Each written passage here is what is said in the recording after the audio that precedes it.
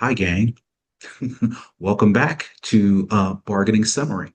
I'm Dave Crockett, professor of marketing in the College of Business Administration, the rep for the College of Business Administration, and a member of the contract bargaining team. And I'm Becky Bonarek. I'm a lecturer in the UIC Tutorium. I am the communications chair for UICUF, and I'm also a member of our contract bargaining team.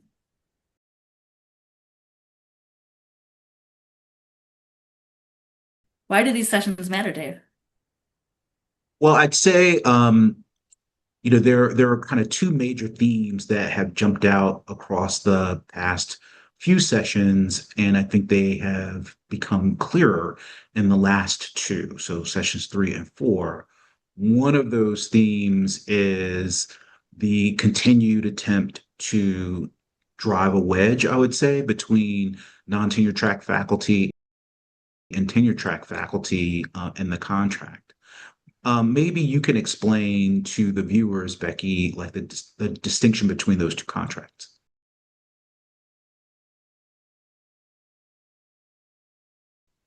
So there have always been a non-tenure track and tenure track contract as mandated by management. The reason that these have been historically separate is there are slight differences in needs between the two tracks. So, for example, one of the ones we're going to talk about today, Article 15, Discipline and Dismissal, is different for tenure track versus non-tenure track. So management believes that there needs to be two separate contracts. Now, one of our union's goals in the future is to get under one contract so that management can't drive that wedge in between us. Yeah, so, it's worth saying there are areas of distinction. So what happens in the tenure system is regulated effectively by the University of Illinois statutes. So that's kind of the governing document. And faculty in the tenure system, for on a variety of issues, they follow what's in the statutes directly. Non-tenure track faculty are also subject to the statutes, but it does mitigate kind of how certain things happen. For example, promotion and tenure.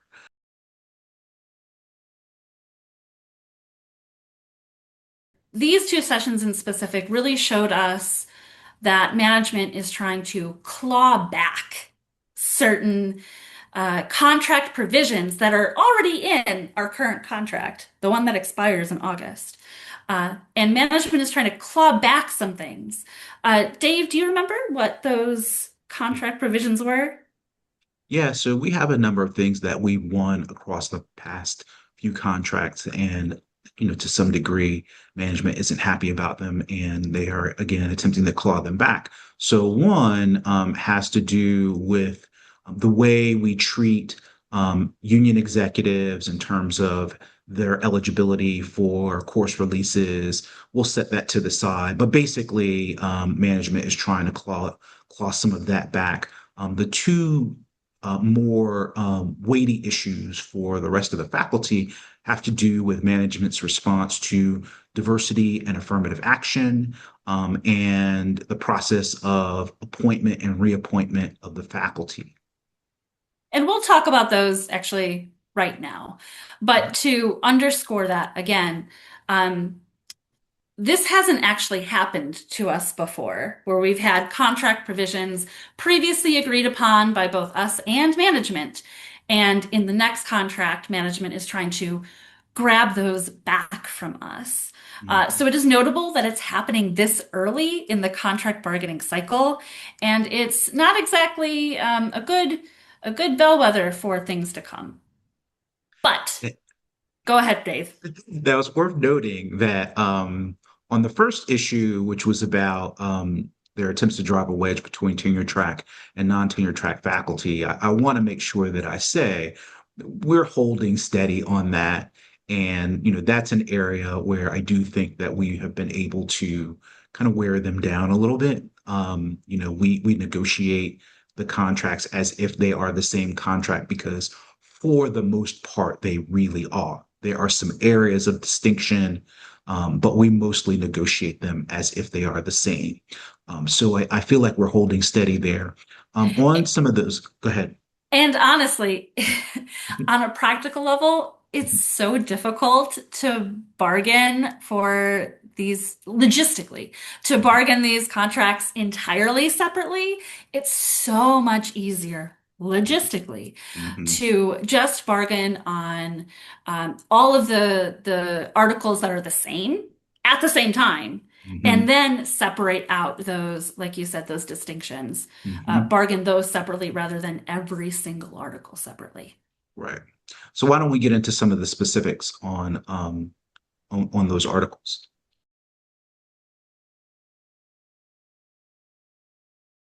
So, which articles did we receive over the past two sessions, Dave? All right. So we'll talk about Article 5 of the contract, which covers diversity and affirmative action.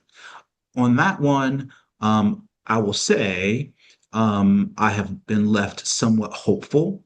We will see how this goes, but certainly if you've been paying attention since October, when the University of Illinois system effectively ended any considerations of diversity that are anchored to racial inequality or sexual or gender inequality, et cetera, um, I have not been quite as hopeful about the direction that the university has headed.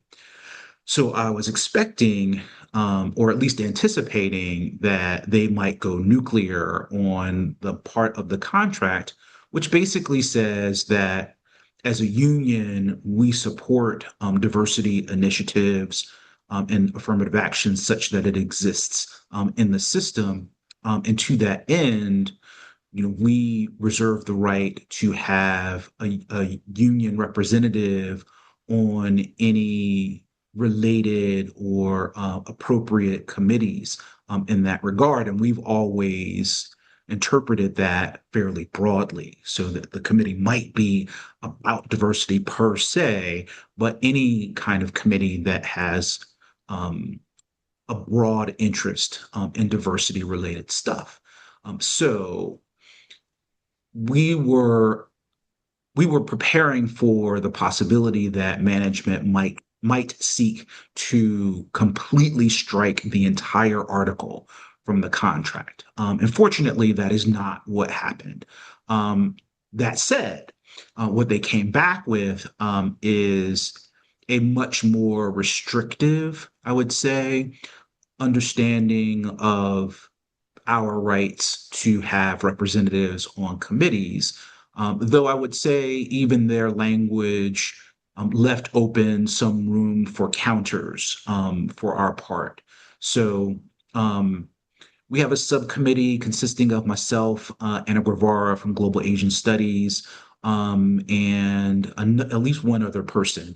I have to get, we haven't met yet, but we have some language that we can work with, and we are in the process of preparing some counters that I think will be helpful and I think useful in preserving what we have and even adding some clarity to it. So I left that meeting in a more hopeful place than I came into it, at least on that issue. Yeah, we were all expecting, because we presented this article to management back in February. We called it Batch Zero because we gave it to them as we gave them our demand to bargain, and they held it until now. And we were expecting, like you said, complete nuclear, and we were all pleasantly surprised that they didn't go nuclear, and wanted to narrow the scope. But we're still pushing back because we still think it is important that there is union representation on committees that have to do with diversity issues. And Becky, I think it's important to mention that UIC United Faculty has been mobilizing on this issue since October. There are other organizations and kind of ad hoc groups around campus that have been mobilizing around this issue since October. So we've, we've created a lot of pushback on this, and a number of us have met with a variety of officials, both on the campus and at the system level, so they know that it's an issue. And so I think that at least some of that mobilization, maybe seeped into the decision making here. And so, when we fight, we win. We haven't won the whole thing yet, but I do think that had none of that happened, we probably would have seen them go nuclear. And so this is a moment to be hopeful, but it is also a moment to continue to redouble our efforts on this. And to note, Article 5 is actually really short. It's two Mhm, paragraphs, maybe a total of 5 sentences, um, probably less. mhm, And we have other areas in our contract where we purposely baked in diversity, equity, and inclusion elements so that if Article 5 were struck, were was eliminated, we would still have elements throughout the contract. But also at the same time, we now have to pay attention and make sure that we defend those other article provisions further on down the line. absolutely. So again, this is a moment to be hopeful, but not a moment to go to sleep, right? It's not time Exactly. for a nap just yet. Nope, But nope, we're awake. we will absolutely keep you appraised of where we are on this issue. Article 8, union membership and activity. What was important about management's counterproposal here? Well, again, this is one of those instances where it may or may not be the biggest deal in the world, but it does represent their interest in clawing back things that seem kind of trivial on the surface. So our lead union officials have been able to get, as part of their sort of compensation for taking that position, I think maybe up to two course releases, and depending on their load, and management wants to claw back one of those course releases. And again, it hardly seems like that should be a big deal to them because we're talking about one or two people, maybe three, who could take advantage of this. And so that seems kind of spiteful. So it's important to just recognize that that's the game that's being played.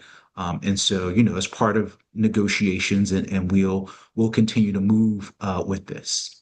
Yeah, this actually, this article seems innocuous on the surface, but the way that they clawed back this is actually touches on both the clawing back aspect we Mhm, talked about earlier and also the dividing the contracts, mhm, dividing the bargaining unit, because currently our chief steward is tenure track and our union president is non-tenure track.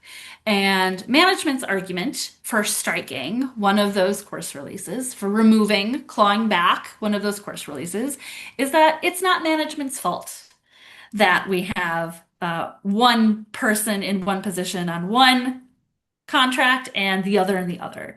Um, but in the future, though, we may have two non-tenure track people. One is chief steward, one is president.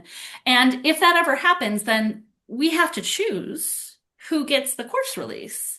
And again, this is clawing back something that was hard won last time. And the reason we want these course releases for our chief steward and president is they do a right. lot of work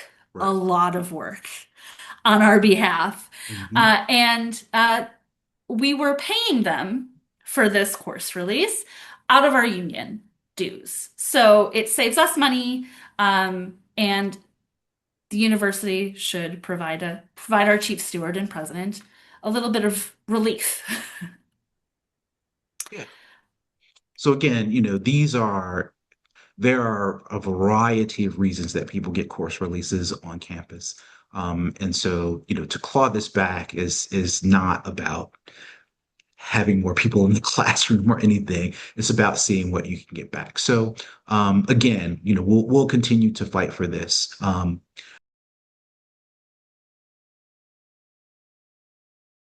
Article 11, governance. And so management did not agree that executive officers have to give reasons for not accepting faculty input. This is a shared governance issue. Um, we have argued for multiple contract bargaining rounds that officers should have to give a reason for not accepting the advice of the faculty. Right now, they don't have to. They can listen to what faculty have to say and just go another direction without any reason.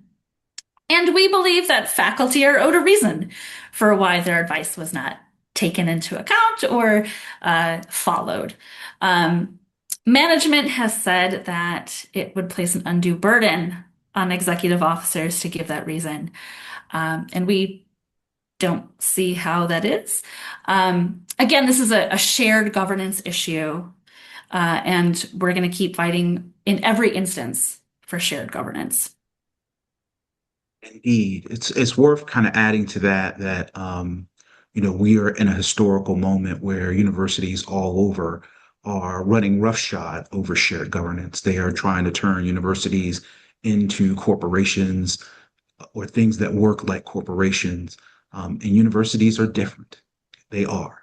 In order for them to work Absolutely. well, the faculty, staff, students, everybody needs to have some role in decision-making processes. This is not to say that there are not times when management has to make a decision. So our ask here is not veto power over management decisions, but it is simply to say that it's a mockery of shared governance to say you've got to have a process where faculty have advisory input, and then not have to give any indication that you have in any way considered that advice. So even if you disagree with it, you as a unit head, you might be right. Sometimes there are things as a unit head that that the rest of us do not, and you have to use that information in your decision making. And that can be okay. It doesn't mean that a unit head has to, or any executive officer has to absolutely act in a manner consistent with faculty's advice. That would be too much. We have not Yeah. asked for that, Yeah. right? We have simply said that if you do consider the advice and you say, no, I've got to do something different, that you at least have to give some kind of explanation for why that is, right? We can be dissatisfied as faculty, we might be dissatisfied with the explanation, but you have to give some explanation. Yeah. We just want a reason. We just Right. want a reason. So they've said Um, that's a bridge too far. And so we're going to bow our backs on that. mhm.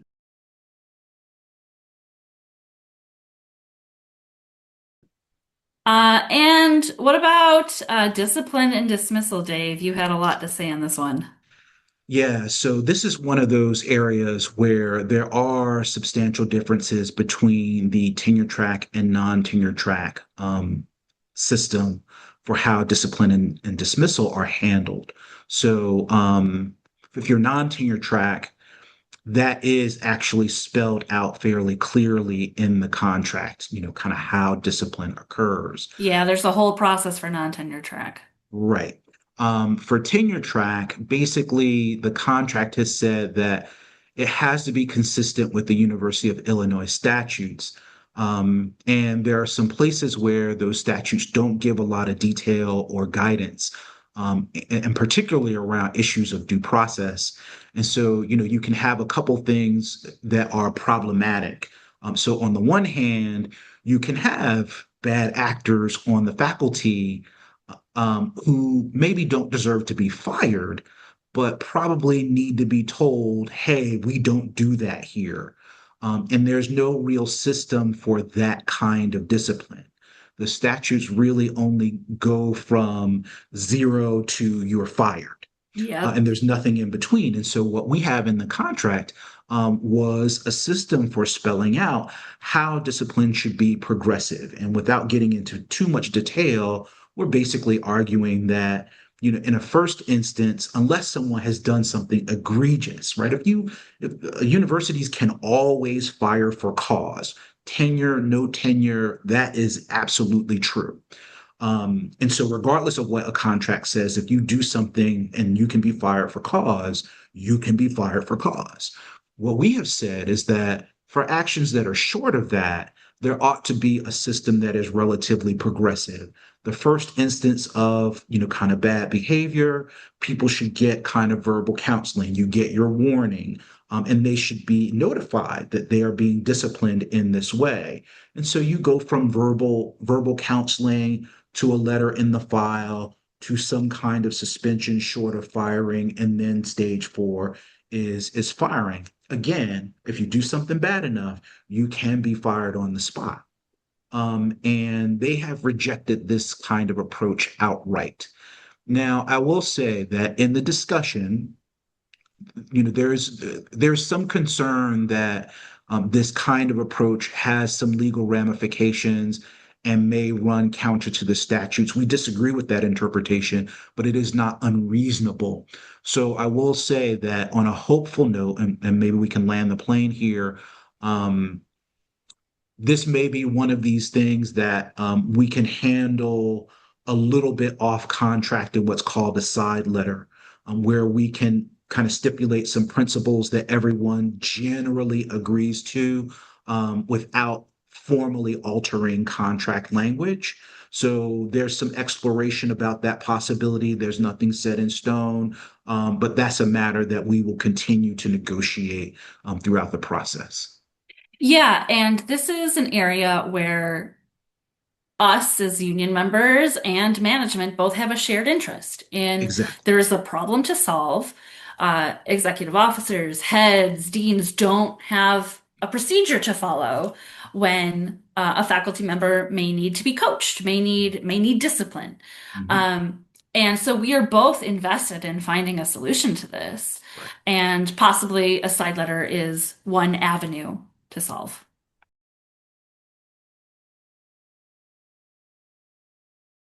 Appointment and reappointment.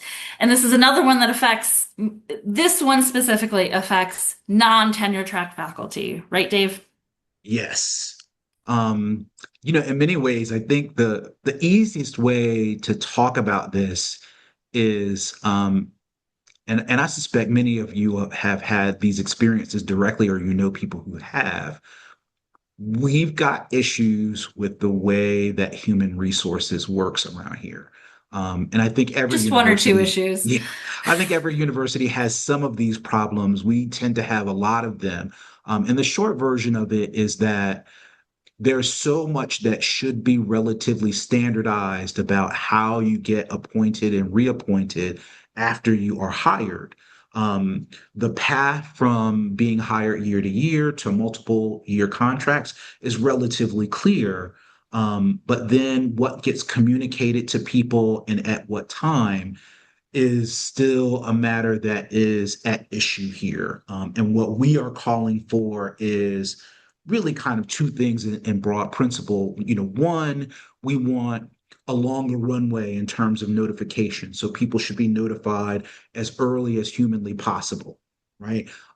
So that is one thing where we've been at some loggerheads with management about how early is humanly possible, right? So that's kind of one set of issues. And then the other set of issues really has to do with what people are told when they are being notified of things. And we think that they should be, of course, told that they're being reappointed when they are being reappointed, the rate of pay, but also things like, whether they are on a multi-year contract and how many years in that contract they are.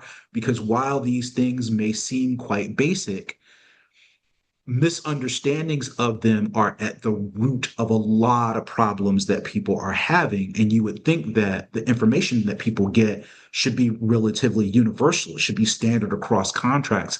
That is not what happens. And so we are trying to bring a higher degree of standardization to that stuff. And it just seems like it doesn't really happen unless it's in the contract. And so we are quibbling about a lot of that kind of detail. There's one other thing that I want us to highlight, Yes. and that is another instance of clawing back Mhm. something that is in our current contract that management no longer wants in the contract. And that is that time served as a visiting lecturer counts towards promotion and multi-year contracts. Mhm. So this was something new in our current contract where those 3 years or however long you end up serving because of possible abuse of the visiting lecturer status, however long you serve as the visiting lecturer counts towards both a multi-year contract and promotion. Um, they don't want that anymore. They want the clock to restart at zero once you move from visiting lecturer to lecturer. And we don't want that because your time as a visiting lecturer does count. That is work, that is labor, and the way that management is approaching this is almost like setting visiting lecturers apart as second class citizens, that their work is not as valued as anyone else's. And we will always fight to have everyone's labor recognized, valued, uh, and counted. They want to zero out people's years of service, years of service as they count towards a multi-year contract. And we're not having that. Nope, nope. All right. So, next bargaining session number 5 is going to be this coming Monday, May 18th at 12:30. The room opens at 12 if you want to come in person. In the Student Center East, room 603, and that's in the tower again. Zoom is always an option for those of us who have maybe flown the Chicago Coop. All right, Till thanks next time. everybody. Till next time.